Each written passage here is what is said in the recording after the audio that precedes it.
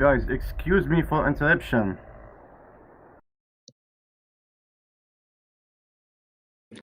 You can speak, buddy.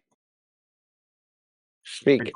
I don't believe that the Earth is flat. Why?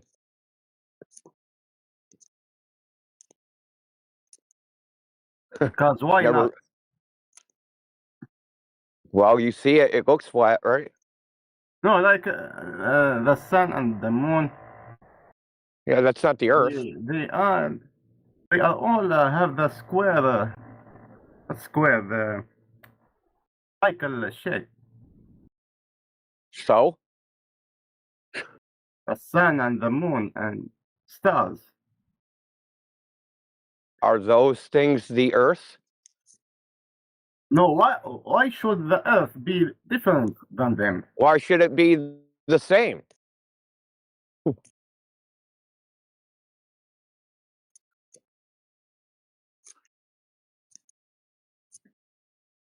You think the Earth is like those things? Why? Repeat? If you think the Earth is like the sun, the moon, and the stars, that they're the same thing, why do you think that? Can you think of anything that's the same?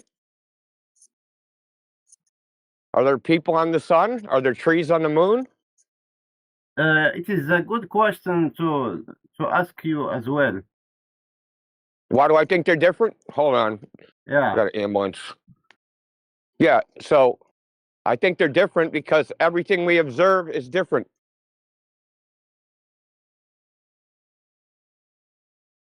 Can There's you nothing the explain? same. There's no water there. There's no people. There's no trees. There's no life. There's no plants. There's no animals. Nothing is the same. Like, why would I think it's the same? Do you believe there's like, Can you at least concede there's nothing the same that you can see in your life? no? Do you see it's not the same in the religious perspective? It's not the same in any perspective other than a government cartoon, right? An image. Are you religious, by the way? I don't know really what that means. Do I believe in God? Yes. Yeah. Do I go to church? No. I don't go to mosque, church, synagogue. I don't go to any of those places.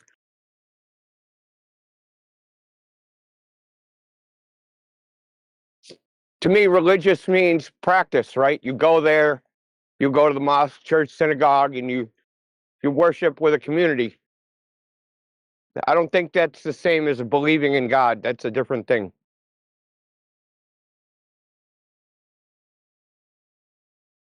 No, I mean if you believe in God, this means you know that this very different perspective. Yeah, and if you believe in man, that's a different perspective too, because that's the other side, right?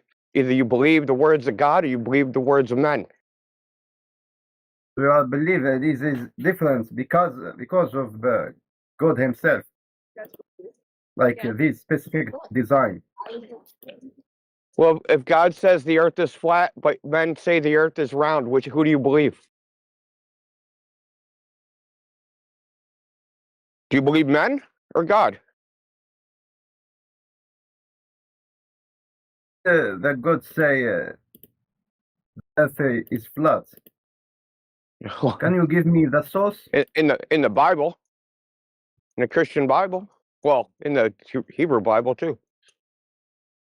In Job, it says that the earth is like clay. Hold on, listen.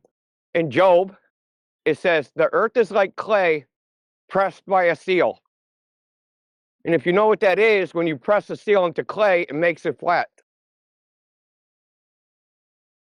No one pressed the seal into clay and made it into a ball.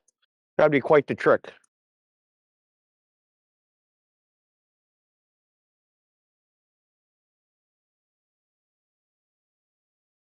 So, is this move have any changes in our life, like whether it's flat or not? I don't know. Go tell your family right now you're a flat earther. See what they say. Go in the other room. Go, Mom, I'm a flat earther. See what happens. See if it changes anything.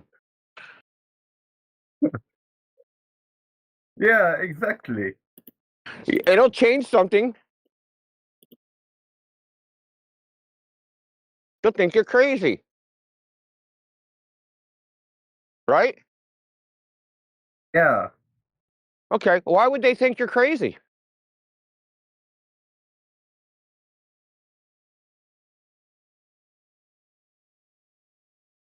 One minute, Not now. you're not crazy. You say Earth is flat. Now you're crazy. Why? Just because you said those words? I think they're crazy.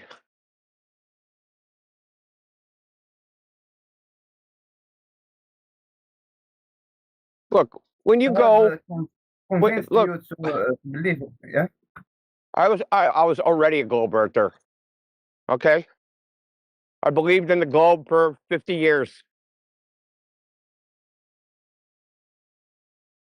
Excuse me, someone is asking for me.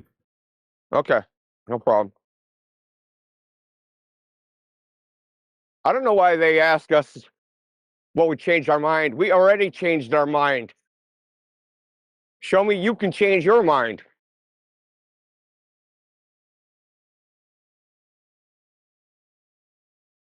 Dumbest thing ever said. Flat earthers are closed-minded.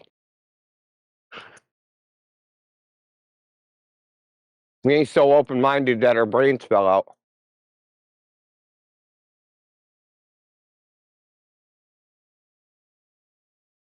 Yeah, when the flat Earth started taking off in 2015, the first thing I did was look at all the evidence against flat Earth and found it incredibly lacking.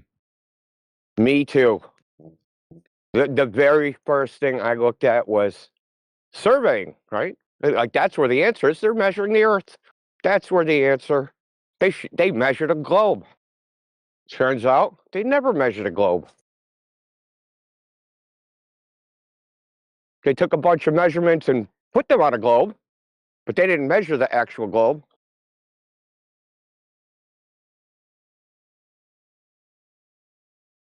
Yeah, Because I know a lot about like 3D graphics and how you can take any flat plane and put it on any, wireframe model. I'm like, they're just taking a flat surface and wrapping it around a globe. And then Rob Simmons at the same time is saying, yeah, that's exactly what we do. I'm like, okay, they admitted it. Case closed. Exactly. They got very clever at making things fit their model.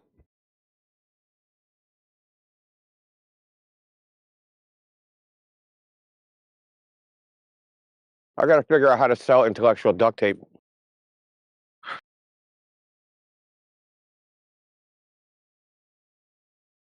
Have you seen there's recently, I can't remember, it's like Danny something, I think his name is. It's a YouTube channel. He interviews Bart Sibrel and an Apollo astronaut at the same time together.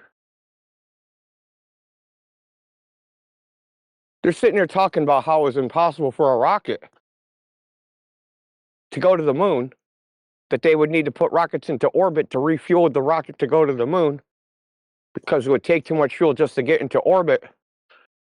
And they turn it to him, and he starts talking in the third person. Like, bro, I thought you went there. Like, what are you talking about? Yeah, didn't they say that the rocket would have to be the size of the Empire State Building to make it to the moon? Dude, it's like, yeah. And then it became 7 rockets and like 20 rockets and like all, like, I think they're like at 32 rockets or something now. You know that Smarter Everyday YouTube channel? That Yep. dude like said he did the calculation, it was like 27 rockets. Now, this guy believes in the moon landing, and his dad works at NASA.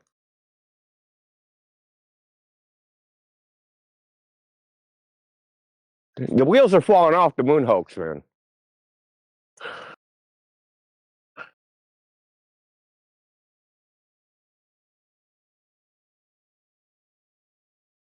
I think that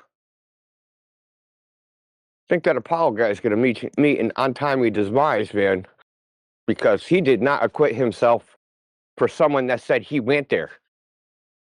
Because if I was there and I did something, people are like, well, it was impossible for you to do that. I'd be like, bro, I was there. I did it. Well, you can say it was impossible, but we did it. He wasn't even like that. He started talking in the third person. I'm like, what the? Like, bro, you were supposed to be. You should be telling us your experience, not talking about it in like some abstract way. It was very strange. Yeah, I found it strange that the one Apollo astronaut said, "Oh, we were just passengers." Really? Is that why you went through thousands of hours of training just to be passengers?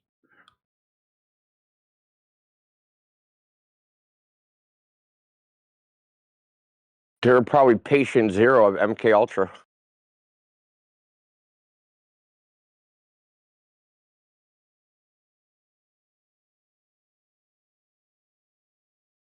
Yeah, there's this dude on X who says, "Oh, the moon landing hoax theory collapses under its own weight." And he goes, "There's no whistleblowers." I said, "Yeah, because the whistleblowers are dead."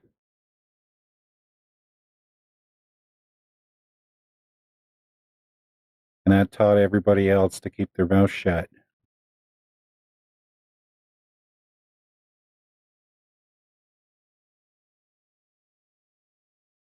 Yeah, they're not whistleblowers. They're daisy pushers.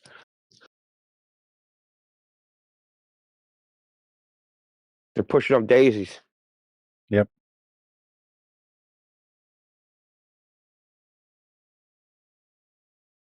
Like there should have been thousands of scientists who at the early 60s said going to the moon is impossible.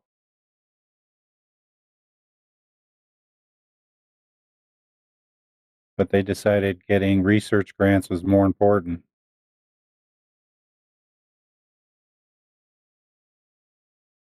It's also things like that get memory hold. Like you don't hear or see the books from that time from those people because those books don't remain published. They get pulled out of republishing, and so you end up with only like a sparse few copies here and there. And if you don't know, you don't know.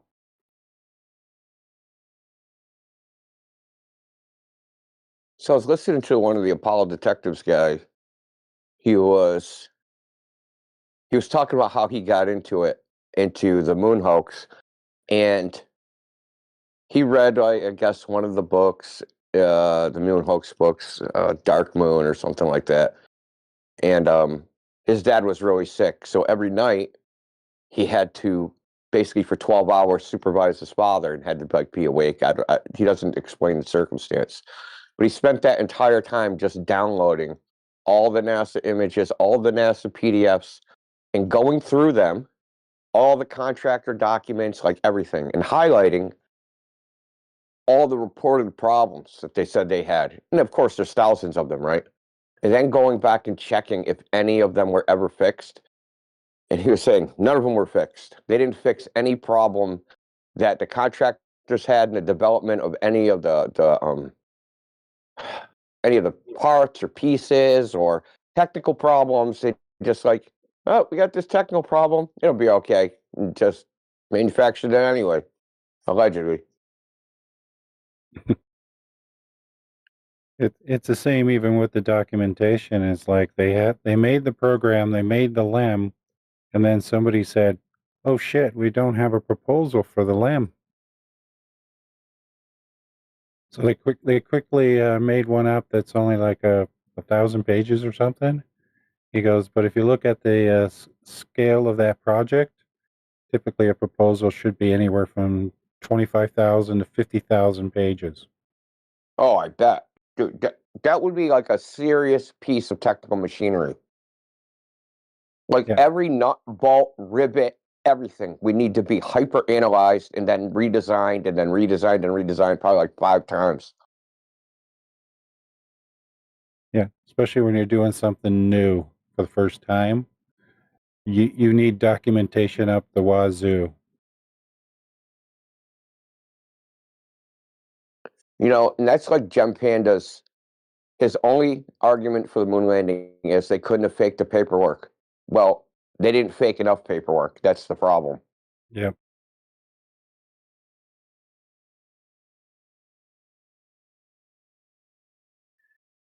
And they never tested a rocket engine on in a vacuum.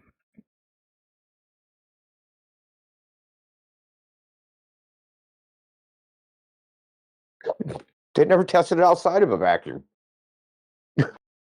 Yeah. And they're not able to get the test vehicle to land itself on Earth, but they did it properly 6 times on the moon.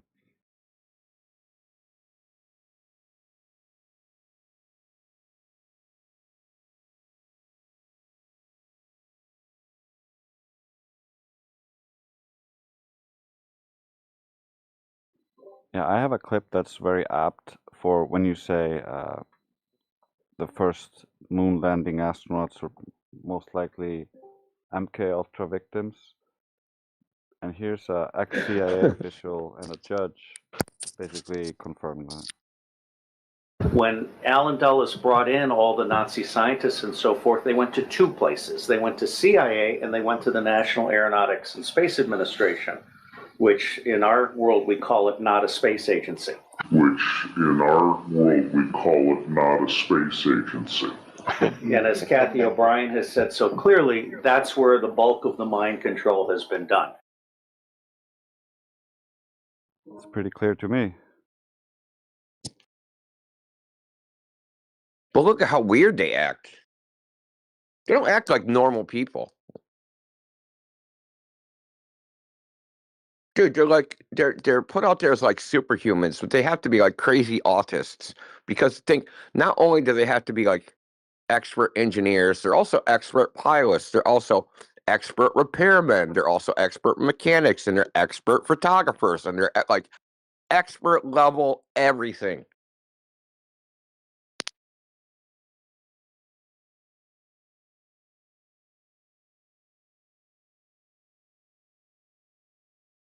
Yeah, it's difficult enough to take a photograph with a film camera when you can see through the what you're looking at. But these guys had it mounted to their chests, and they only could push a button. They couldn't see anything else.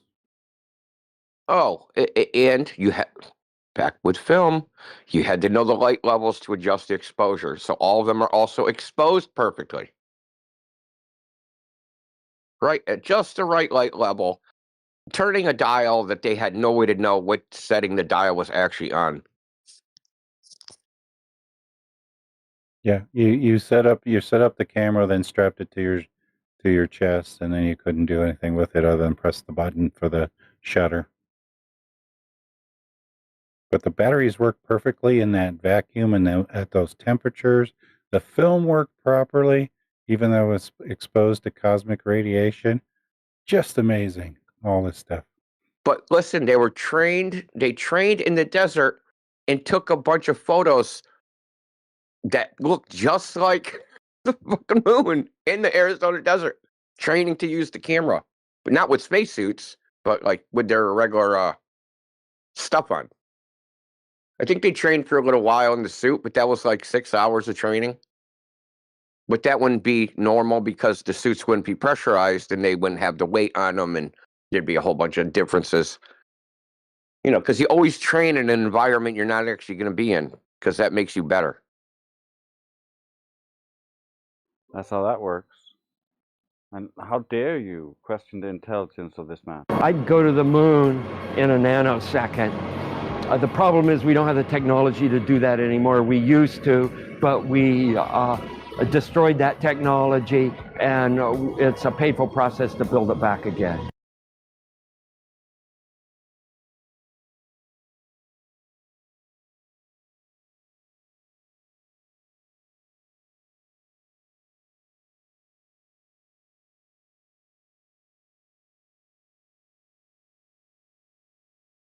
if you just watch NASA and listen to these people for a while, it's the whole glamour just wears off.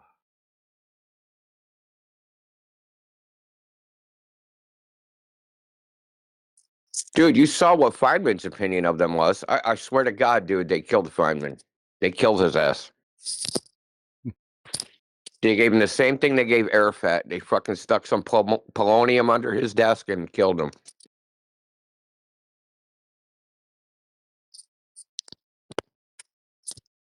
Yeah. He was part of that shuttle stuff, and he died right after. He must have the proximity to him dying and him doing his report excoriating the impossibility of their numbers and him getting cancer. I don't know. It couldn't have been like a year or months. He probably already had cancer when he issued that report. And maybe they were trying to kill him before. He just didn't die quick enough. Yeah, he worked on the Manhattan Project. How come the radiation there didn't kill him?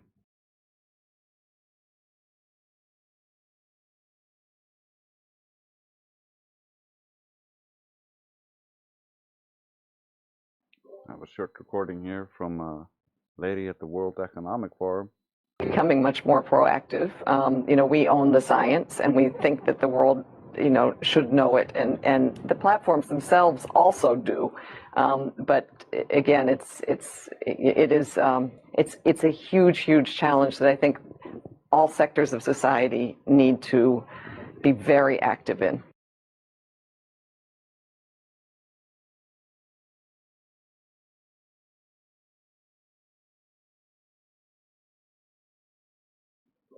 Since we're just in silence, I'll play another small clip. This is from Brett Feinstein, for people who don't believe that there's a crisis within science.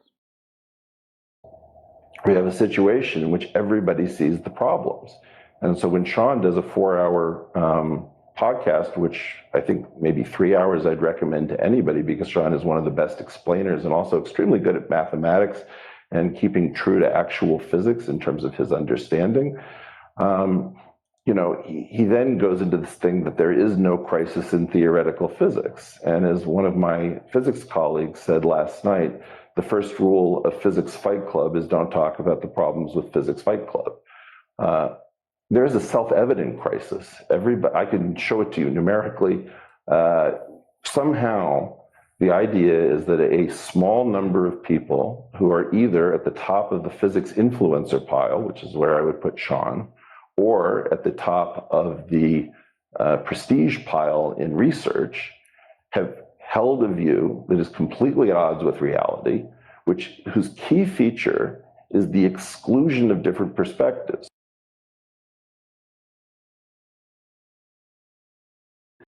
So I'm downloading the rocket clip. Well, I'm downloading the whole video, but I'm going to clip that clip out where they're talking about the number of rockets they would need to go to the moon.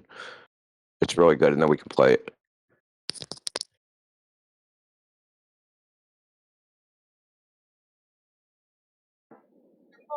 Yeah, Grace, I picked up a moment ago, but I wasn't able to talk back. I really liked how you said that. That's dogma, not science.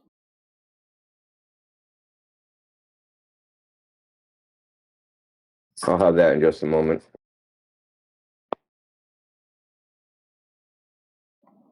If a GT and a half could lay out a life in a minute and a half, how many minutes would it take 6 GTs to lay out a dozen lies?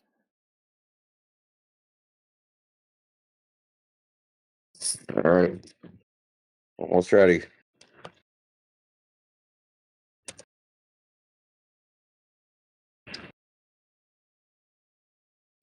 Now, just background here. Who's talking? This is the Danny Jones Show. Charles Duke, former astronaut, U.S. Air Force officer, became the 10th and youngest person to walk on the moon, allegedly. Apollo 16 mission in 1972.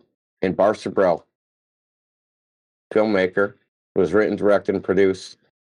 Films arguing the moon landings between 1979 and 1972 were staged by NASA under the control of the CIA. This is the first ever debate between an Apollo astronaut and a moon landing skeptic. So let's rock and roll.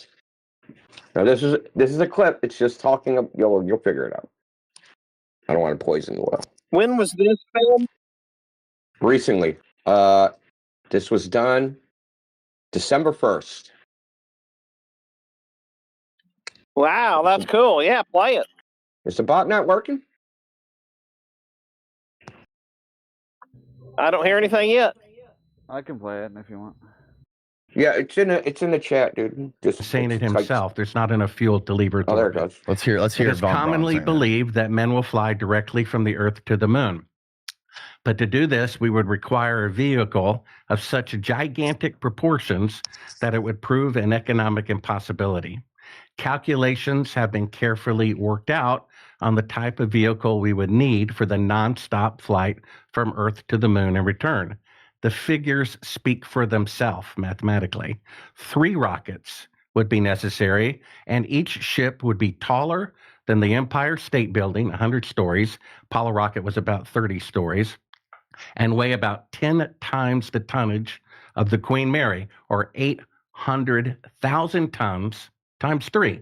The Saturn V weighed 2,500 tons. That's a difference of 30,000% times 3.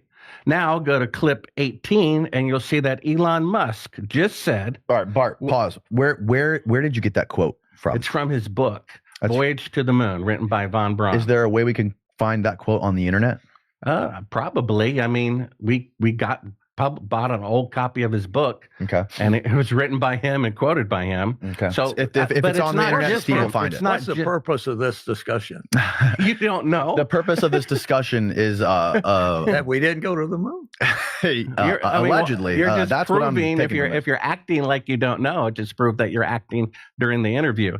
So he's not the only one who said you need multiple fuel trips to go to the moon. So Von Braun, he's saying Von Braun himself was quoted saying that the Apollo missions would need multiple fueled 3 rockets, each one 30,000% heavier than the Saturn V rocket. Yeah. And then Elon Musk said about 6 months ago, if you go to clip 18, he said the Starship, which is 3 stories taller than the Apollo rocket and with the boosters on the side, carries twice the fuel as the Apollo rocket.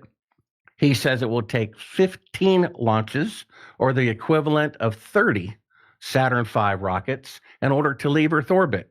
We even have a video clip of Von Braun saying everything, the best rocket he can build can only leave Earth orbit. Let's play that clip. Let's play the clip of Von Braun from the horse's mouth. Let's get what he's saying. What clip number is that so Steve can find it? What clip?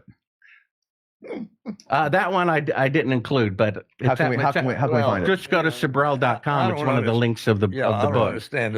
I don't understand this conversation. Well, read this article. We did it. I understand that's your position, that you did it and you went and you walked on the moon and you brought back the moon rocks.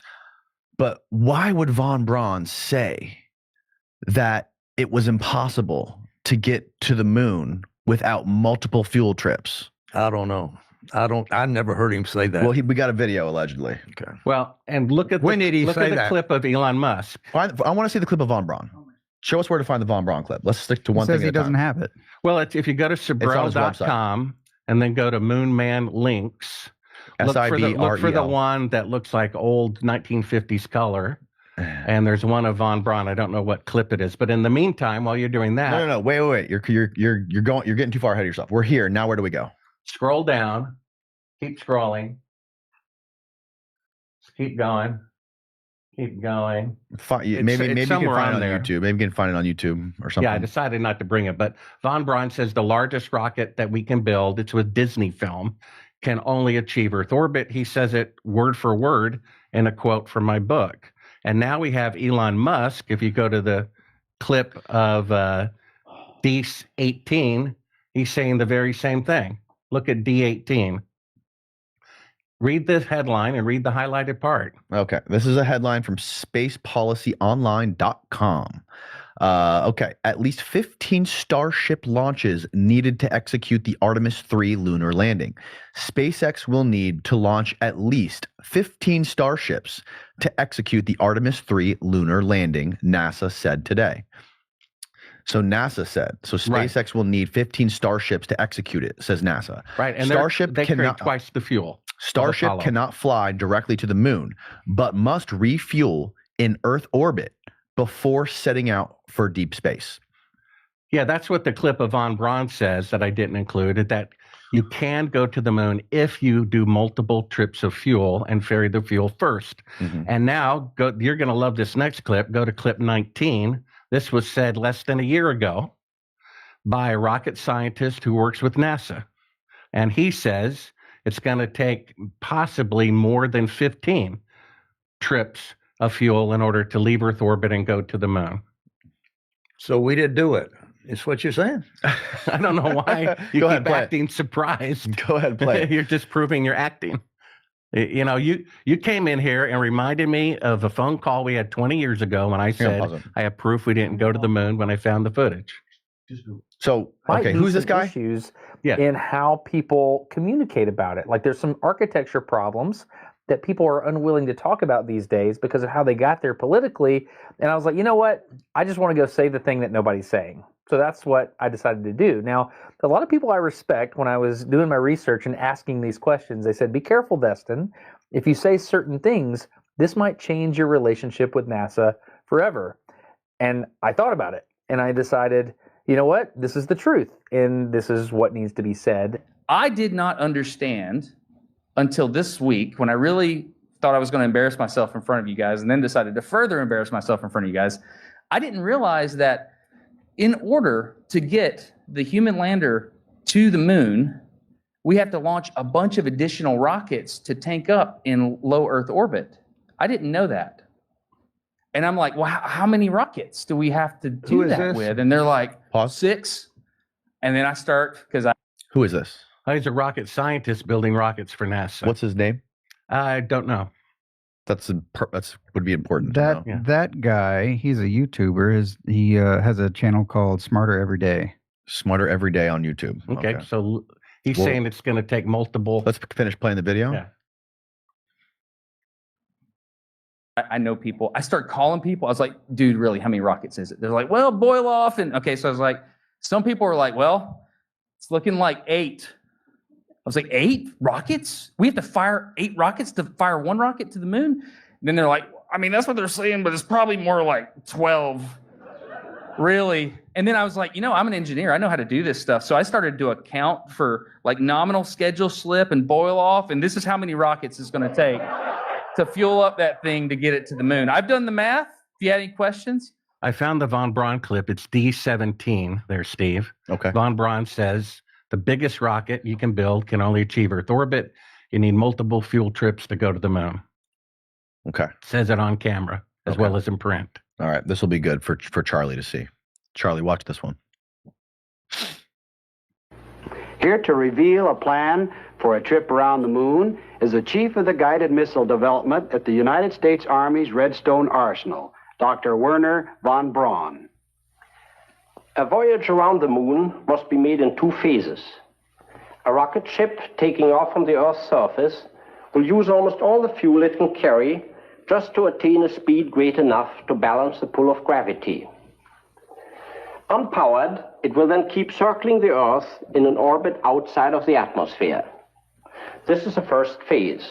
However, if we can refuel the ship in this orbit with fuel brought up by cargo rocket ships, it can set out on the second phase, the trip around the moon and back. So 3 people just said, Von Braun said it twice, that you have to make ferried fuel trips to have enough fuel to leave Earth orbit. You had him say it on camera, you had Elon Musk say it, and you had a rocket scientist building rockets for NASA saying it. He also said, I just discovered this, because he is taking the Apollo launches on faith. You know, my bank web page says that my money is backed by the faith in the United States government. that kills their own presidents, kills their own soldiers, and fakes moon landings, right? So, Charlie, what do you make of that video of von Braun saying that you would need to refuel in Earth orbit to get all the way to the moon? And because it would take, he said it would take all the fuel in the rocket to get that orbit around the Earth, and then you would need to refuel again before going to the moon. I've never heard that before. Actually, they built the Saturn V. Yep. And the Saturn V. Mm-hmm.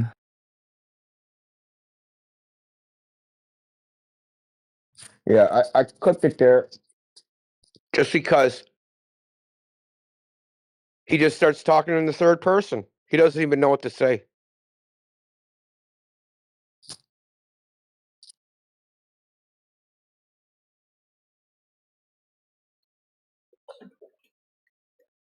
Must be a challenge to know. I mean, what do you say? You know, you have all your handlers watching you and everything else, and so you can't say something wrong. What would you say? Other than he didn't get the updated script, right? He was probably trained on a script back in the 1960s, and he stuck in the, are you saying we went there? We didn't go there? And he just says that over and over again like an automaton.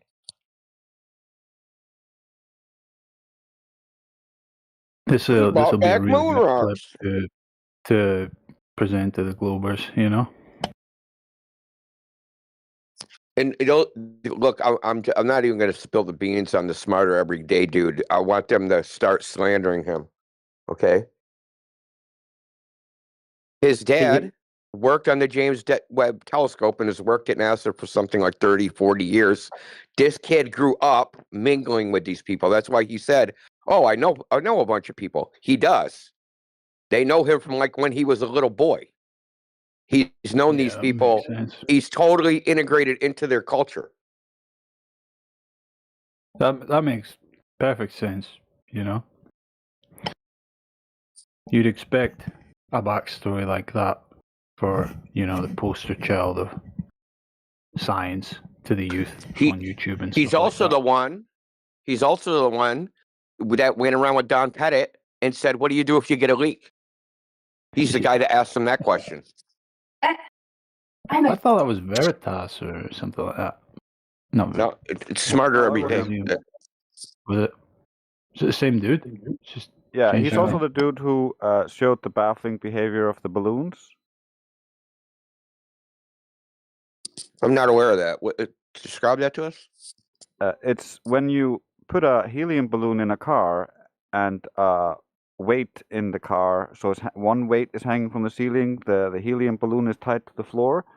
When you accelerate, the weight goes backwards, but the balloon goes forwards.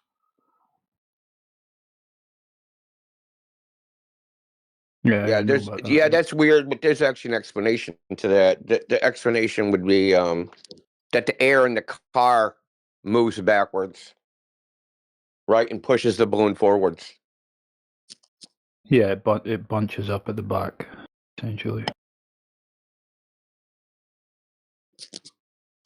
I find that an acceptable answer. I mean, you don't have to, but I think it is. It's plausible. The only way to know what they should do is like put some smoke in the car, right? Colored smoke. See if that actually happens. Yeah, that'd be interesting. Like I just don't think there's enough actual testing. There's too much like, well, I believe it might be something like this, and that's just where it ends. Yeah, because there's the 0G planes.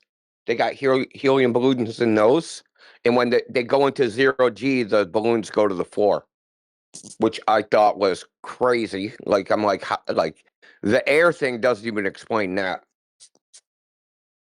because they're in free fall. They're in neutral. They're not even. They can't be. They're not.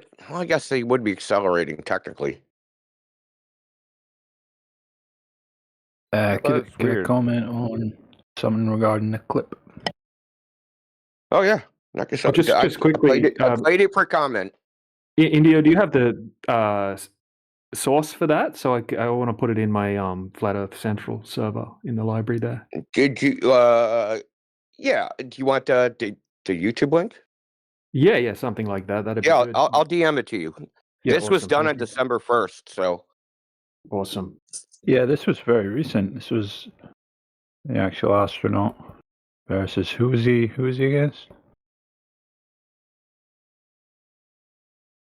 Bart Sabro. Yeah, I wanted to say it was him, but I wasn't entirely sure. I'm not even a big fan of Barcelona. I think he does say stuff that actually he can't back up sometimes. This is not one of those things.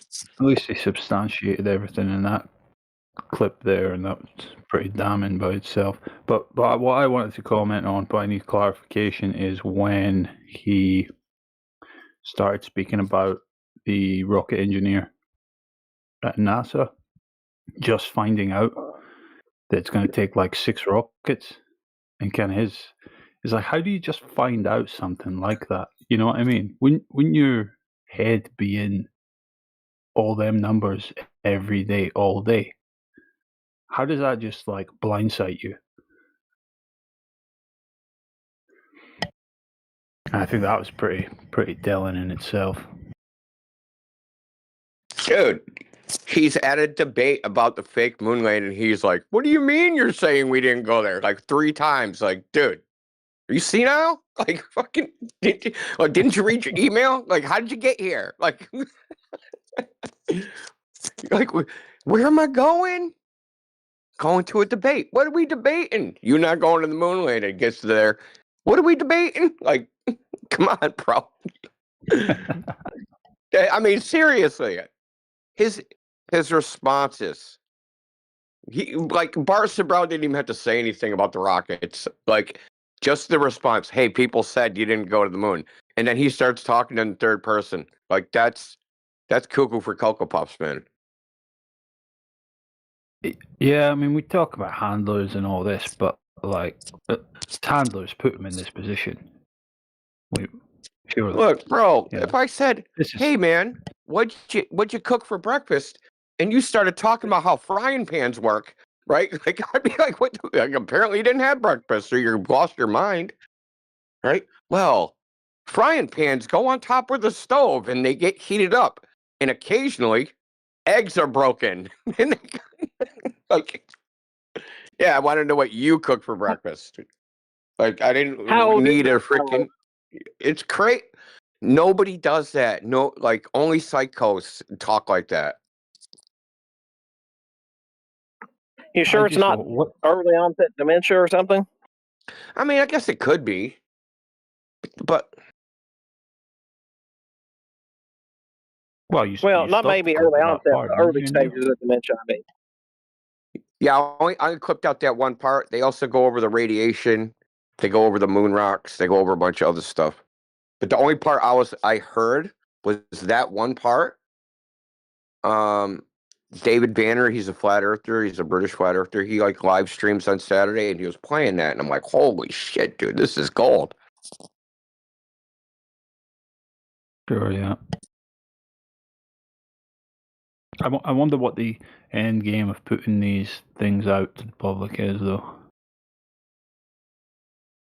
Like putting these astronauts in this position, you know, because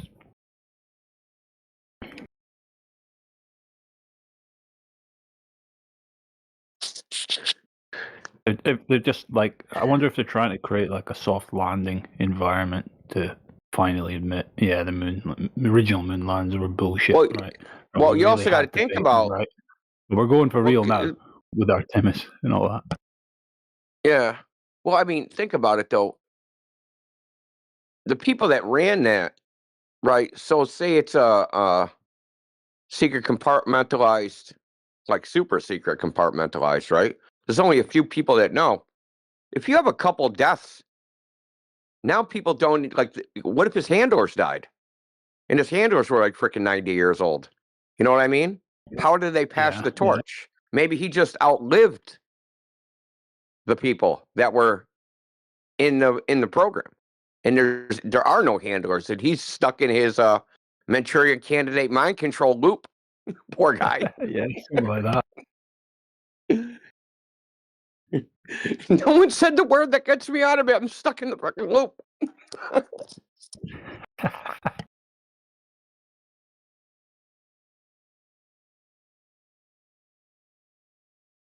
Oh man, what a story it would be to truly find out the goings-ons behind all this stuff. You know, the God's eye view. That'd actually be a good book. You could probably write that book. Dude is brainwashed, but he's still conscious. But the MK Ultra programming's got him like in a hypnotic loop, and he's aware of it, and he can't get out until someone says the freaking trigger word that releases him, and all his handlers died. He's just being tortured. He wants to tell everybody that the moon landing's fake, but he can't. Have you seen The Irishman? Yeah. The movie? Yeah. Yeah. Yeah, you know, right at the end when De Niro he's old, he's done, right? And the FBI agents are there. It's like, who you fucking protecting? Everybody's dead. Yeah, that's funny.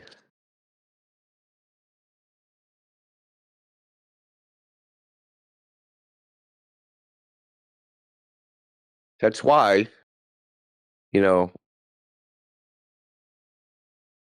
it has to be related to bloodlines. There's no way that this power structure can last for so long if it's not passed through bloodlines. You know, it has to be. How else could it continue? Because all the people, all the dirty people, right at the top, the elites, they all die off. And unless they're passing it through some hereditary or they're anointing successors, right? How can it continue? Yeah, it's actually it's bloodlines, and it's the esoteric structure of their like different Oh, like societies of the initiates, right? elites. Oh, yeah. Yeah. And so that maintains the structure, prepares the next generation, and then the bloodline kind of use nepotism to keep each other on the top of the pile.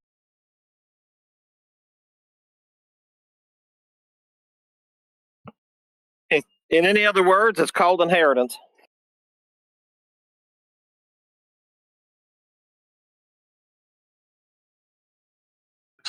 You think the people that came up with the idea of faking the moon landing, like, did they not think that they were going to get caught, or did they think either they thought getting caught didn't matter, which it probably doesn't, right? Even if they came out and said, "Yeah, we faked it," everybody like, "It's okay. It was the Cold War. We understand." Everybody would do that. You know, everyone would do that shit, especially the boomers. I think what I think's best and most fair to say is that is kind of human nature, that most humans are members of the church of what's happening now. So once they tell the audience to unplug chip A from their brain and plug in chip B, they've forgotten what they've been told while chip A was in. Yeah. Well, the Ukraine war is almost over, so what do you think's next? I'm not sure, but I think they're pretty convinced that like they're going to be fine as long as they just stretch out any accountability until you're dead, and you see that happening all the time. People get protected. Like Epstein didn't traffic to anyone but himself, apparently, according to Cass Patel.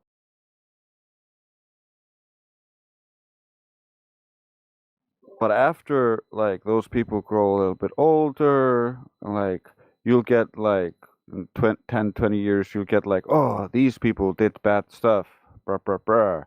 And that'll be used as justification for other things. But it's in the now, you generally don't get anything. So like there was heavy like pushback against like alternative thought back in the day. You were painted as crazy and put in an insane asylum. You know, back during our current president's first term, there was this thing going around where he had supposedly saluted a North Korean general.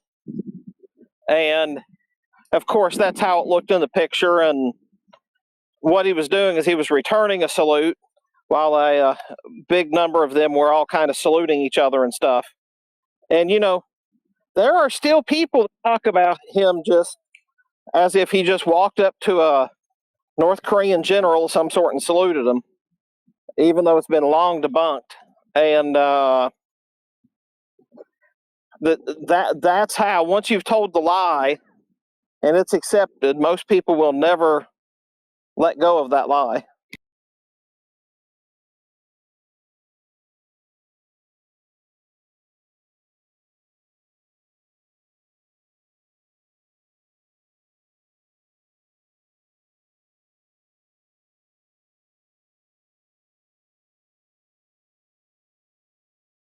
So I would suspect, I just, maybe in the grand scheme of things, maybe the truth is the moon landing is one of the least, maybe it's actually one of the smaller gigs that they've pulled off. I certainly wouldn't be surprised that, because they pulled off some big ones. Yeah, but I think you're probably right. It's the smallest, but it's like the shiniest. You know what I mean? It's the most audacious. Yeah, it's crazy. Like, it's a crazy claim, dude. You got to think those things up there, those little dots. We went to one. Yeah, it's also it's we conquered the heavens, is what they're saying. Yeah, it's certainly just a recreation of the Tower of Babel. There's no doubt about it. But I mean, what's more audacious, saying that they went up to a rock in the sky, or believing in the indestructible passports?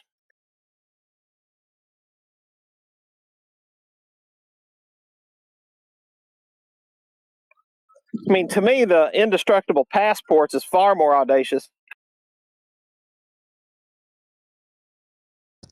Well, the government can violate physics whenever they want. So.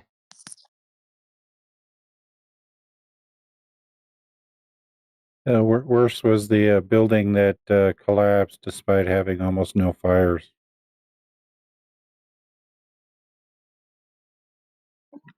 Yeah, I had a friend of mine. He was all angry a couple years after that happened. And I mean, he was furious because there were some people sitting in a restaurant talking about how maybe that didn't go according to what the news told him. And I told my friend, I said, I'll tell you what. I said, go home. When you get home, just go search for number 7 and tell me what came up there. Just go on YouTube and just search number 7. And he didn't call me for a week. And then finally, he called me out of the blue that next Sunday, and just talking like nothing happened. And I said, hey, I didn't hear from you all week. I know you're busy, but did you look up what I asked you to? And he said, yeah. He said, those people at that restaurant were right. That was all a hoax. And he started spouting off stuff that I had not even heard. And he said, yeah, that's why you've not heard from me in a week. He said, I've been watching these videos for a week.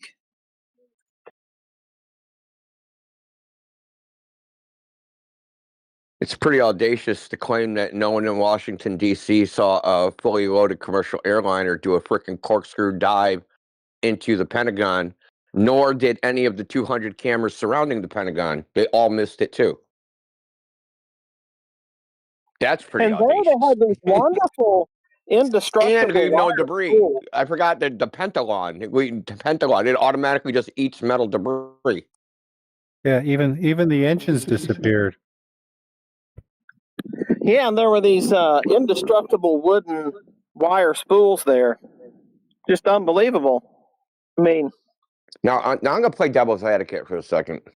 Should the government respect people that gullible? Shouldn't they just treat them like a bunch of fucking idiots if they're going to be that stupid? I think you have your answer, I've my said friend. this before, yeah. Your question is your answer.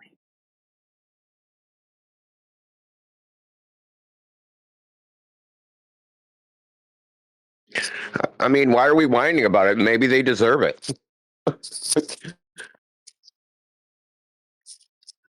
You know, you've all probably heard me on my little tirade, and since this is Speculation Sunday, I'll give it again. You know, if somebody's not ready to go through a door or go past a gate, you know, maybe it's best that we don't try to drag them through a door or a gate they're not ready for. If they're that gullible, that means they're not ready to go to the next gate. Just maybe it's just what they need.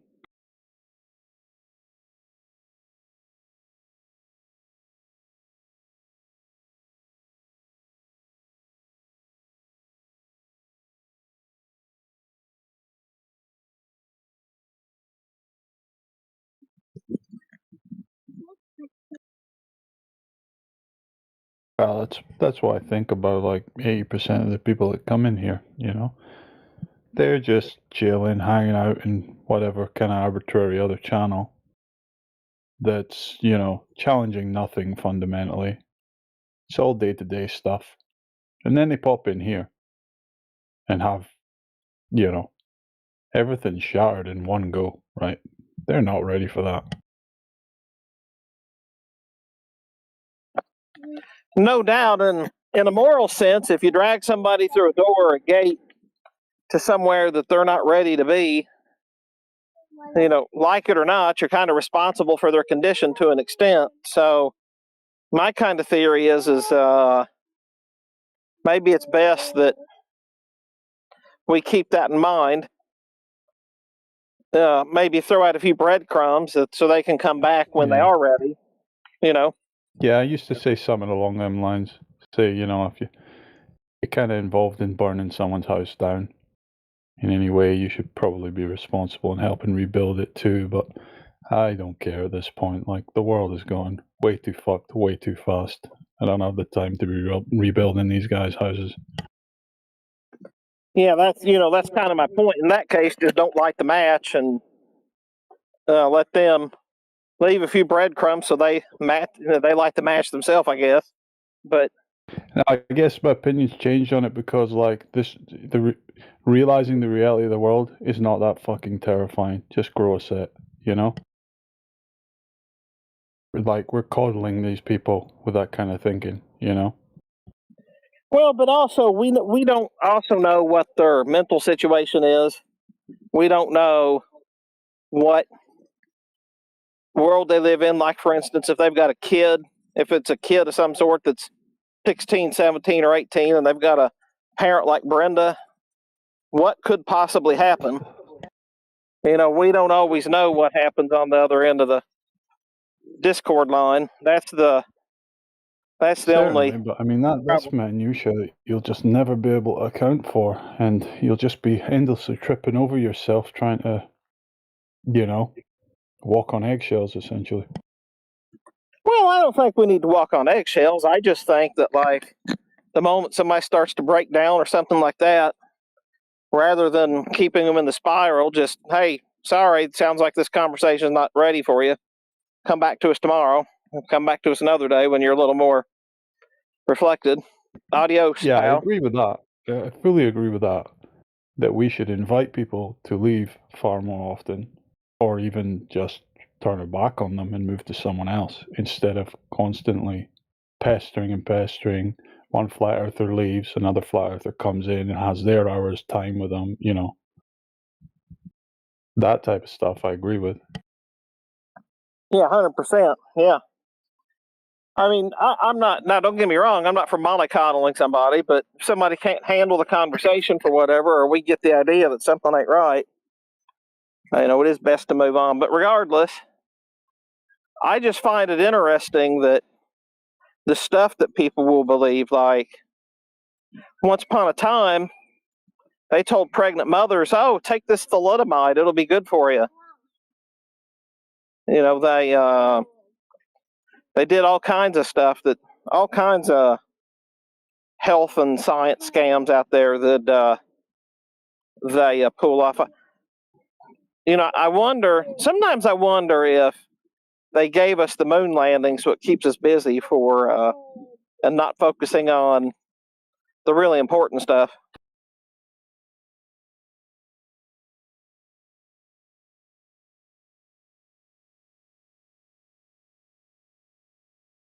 Not that the moon landing's not important, but just, there's so many other brilliant scams that they pull on us just right in front of us. And most people aren't ever any the wiser.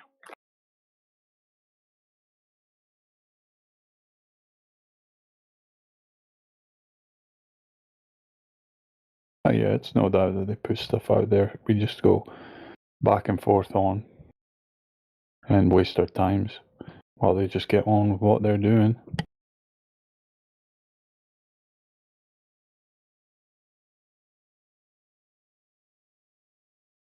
That's why I think, Globers really react the way they do to Flat Earth, because the book opens and the book actually closes in this topic. Every other topic, right? Because I believe everybody, believes in some conspiracy of some level. Even these Globers that would deny it. I mean, they are conspiracy theorists fundamentally, because they spend all day claiming this or that about the opposite political party. Conspiring against their interests, yada yada. They are conspiracy theorists. So, but with this topic, it's like, yeah, the ground measures flat, and that is that, and that's uncomfortable.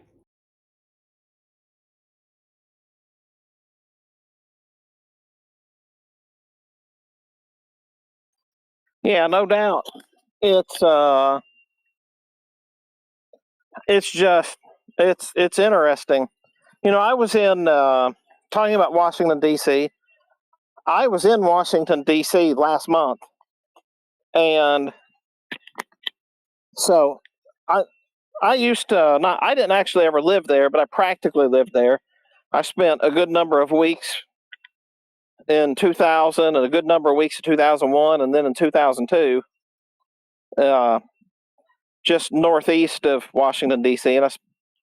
And so I was having some interesting talks with a couple people. One guy, he's the public relations director of a industry group based there, and so we were talking about the supposed National Guard there, and he was like, well, said, I kept seeing this stuff in the news, and he's like, they're showing these neighborhoods to where the National Guard is, and he's like, not only are those the wrong neighborhoods, he's like,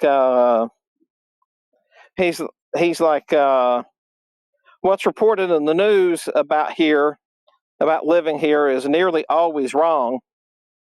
And so I get on the subway to catch the bus and see how it's perfectly clean. Everybody looking at me saying, yes, sir, no, sir. Extremely polite. And it becomes very clear that maybe the biggest scams that they pull on us are the ones right in front of our faces that we could go verify if we wanted, but very few people ever will.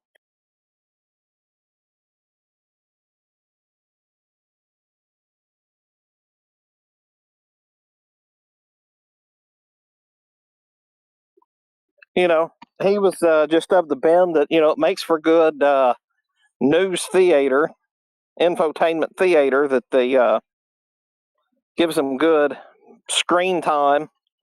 Because then you have some news stations talking about, oh my God, it's so dangerous, they bring up the National Guard. And then you've got others showing, why is the National Guard coming into these neighborhoods? And so it's certainly an interesting sign of our times.